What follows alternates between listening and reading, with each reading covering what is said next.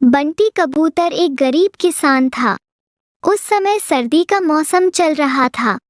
ऐसे में एक दिन बंटी की पत्नी टुनी उसे कहती है, देखो जी, ठंडी धीरे धीरे बढ़ रही है और हम लोगों के पास कोई गर्म कपड़ा भी नहीं है। आप आज कालू सेठ के यहाँ से कुछ रुपए मांग कर ले आना, जिससे हम कुछ गर्म कपड़े खरीद लेंगे।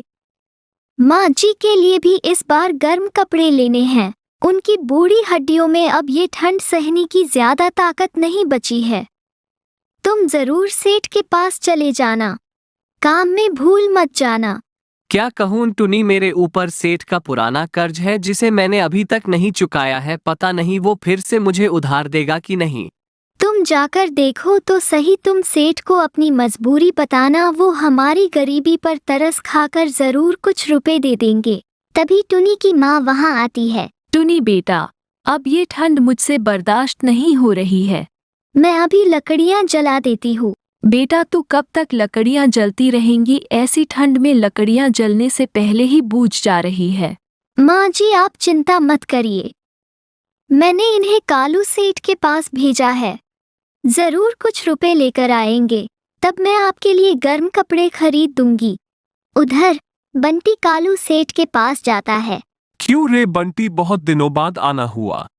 बता, तू मेरे पैसे कब वापस कर रहा है? सेठ जी, इस बार मुझे फसल में नुकसान ही नुकसान हुआ है, इसलिए मैं आपको उधार नहीं चुका पाया। तुम गरीबों को पैसे दे दो तो तुम उसे अपने बाप का माल समझने लगते हो। उधार चुकाने का तो तुम लोगों का ध्यान ही नहीं रहता। इस बार फसल अच्छी हो जाएगी तो मैं आपका सारा कर्ज चुका दूंगा। सेठ जी, मुझे थोड़ा और कर्ज चाहिए। मुझे अपनी माँ के लिए गर्म कपड़े खरीदने हैं सेठ जी। सेठ बंटी को पैसे देने से मना कर देता है। निराश मन से बंटी घर आता है। आप आ गई जी, क्या हुआ, पैसे मिले? नहीं टुनी, सेठ ने पैसे देने से मना कर दिया। पता नहीं ये जाड़े की रात कैसे कटेगी। फटे हुई कंबल से माँ जी को ठंड लगती है। आप एक काम कीजिए, जाइए कुछ लकड़ियाँ जंगल से चुन कर ले आइए। हाँ, मैं अभी चुन कर लाता। बंटी जंगल लकड़ियाँ चुनने चला जाता है। कालू सेठ अपने गुंडों के साथ बंटी के घर पहुँचता है। अरे सेठ जी, आप यहाँ, क्या बात है? मुझे तुझसे कुछ बात नहीं करनी है, जा अपने पति को बुला ला। लेकिन सेठ जी, वो तो जंगल लकड़ियाँ लाने गए हैं। आप मुझे बताएं क्या बात है? अपना उधार लेने आया हूँ, तू अभी के अभी मेरा उधार वापस कर, नहीं तो मैं तुझे और तेरे परिवार को इस घर से निकाल दूंगा। सेठ जी, ऐसा मत करिए, हम लोगों के पास सिर्फ ठंड में रहने के लिए और कोई जगह नहीं है, और मेरी माँ जी भी बीमार हैं। आप हम गरीबों पर तरस खाइए। तेरी माँ बीमार है तो मैं क्या करूं? इस ठंड में मरती है तो मर जाए, मुझे तो बस अपने पैसे चाहिए। तू अभी के अभी निकल इस घर से। सेठ जी, थोड़ी देर और रुक जाइए, मेरी पति को आ जाने दीजिए, हम लोगों को इस घर से मत निकालिए। सेठ टुनी की एक नहीं सुनता है और सबको घर से बाहर निकालकर घर में ताला लगा देता है। टुनी की माँ ठंड बर्दाश्त नहीं कर पाती और इस खंड में उसकी मौत हो जाती है। माँ जी, क्या हो गया ये आपको? उठिए माँ जी, देखिए बंटी आपके लिए लकड़ियाँ लेने गए हैं, अभी आ रहे होंगे माँ जी। टुनी के बार बार उठाने पर भी माँ चिड़िया नहीं उठती, क्योंकि वो मर चुकी थी। तभी लकड़ियाँ लेकर बंटी वहाँ आता है। वो टुनी को किसी तरह संभलता है। इस ठंड ने टुनी के सर से उसकी माँ का साया छीन लिया था।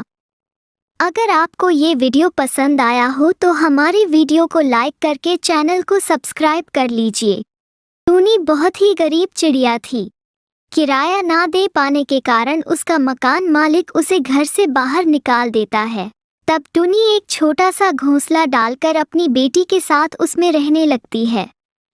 एक दिन, माँ, मुझे बहुत जोरों की भूख लग रही है, सुबह से तुमने मुझे कुछ खाने को नहीं दिया।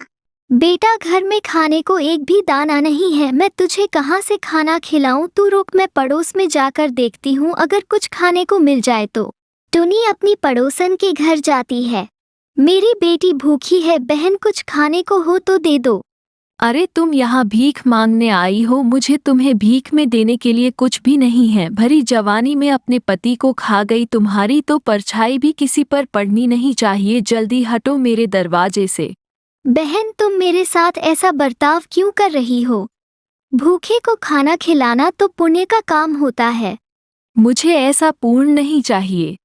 जल्दी हटो मेरे दरवाजे से, मुझे बहुत सारे काम करने हैं।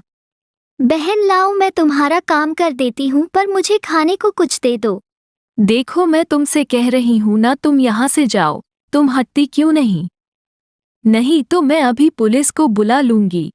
नहीं नहीं बहन, पुलिस को मत बुलाना, मैं जा रही हूँ। टूनी दुखी मन से वापस घर लौट आती है।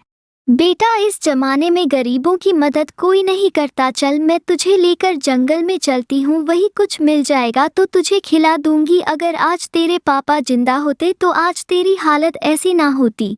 टूनी टुनटुनी को लेकर रोते हुए जंगल में जाती है। वहाँ एक साधु ध्यान लगाए हुए बैठा था। महात्मा जी, मेरी मदद कीजिए, मैं बहुत गरीब हूँ और बहुत दुखी भी हूँ। घर में खाने पीने को कुछ भी नहीं है, मेरा घोंसला भी टूटा फूटा है। महात्मा जी, आप मेरी मदद करिए। साधु अपनी आंखें खोलता है। बेटी, तुम्हारे दुख के दिन कट गए। मैंने तुम्हारी सारी बातों को सुन लिया है। ये लो जादुई पत्ते, इससे जाकर एक पत्ते का घर बनाओ। घर बनते ही तेरे सारे दुख दूर हो जाएंगे। और ये लो फल, इसे तुम और तुम्हारी बेटी खा लो। फल खाकर उसका बीज अपने आंगन में लगा देना। ये जादुई फल है, ये सालों साल तुम्हारे पेड़ पर लगे रहेंगे। फिर उसे बेचकर तुम खुशी खुशी अपना गुजारा कर सकते हो। टुनी फल और पत्ते लेकर अपनी बेटी के साथ अपनी टूटे फूटे घोंसले के पास आती है और वही साधु की दिए हुए पत्ते से घर बनाती है। मम्मी, ये घर कितना सुंदर है। हाँ बेटा, अब हम लोग इसी घर में रहेंगे। फिर दोनों फल खाते हैं और उसका बीज नीचे आंगन में लगा देती है। अगले दिन जब टूनी सोकर उठती है तो वो देखती है, अरे मैंने जो कल बीज लगाया था उससे विशाल पेड़ उग गया है और इस पर बहुत सारे फल भी लग चुके हैं। मैं अभी इन फलों को तोड़कर जंगल जाकर बेचूंगी। टूनी सभी फलों को तोड़कर जंगल में बेचने लगती है। अब टोनी के पास पैसों की कोई कमी नहीं थी। फिर दोनों माँ बेटी खुशी खुशी अपने पत्ते के घर में रहने लगती है। तो ये थी आज की कहानी। अगर आपको ये वीडियो पसंद आया हो तो हमारे वीडियो को लाइक करके चैनल को सब्सक्राइब कर लीजिए।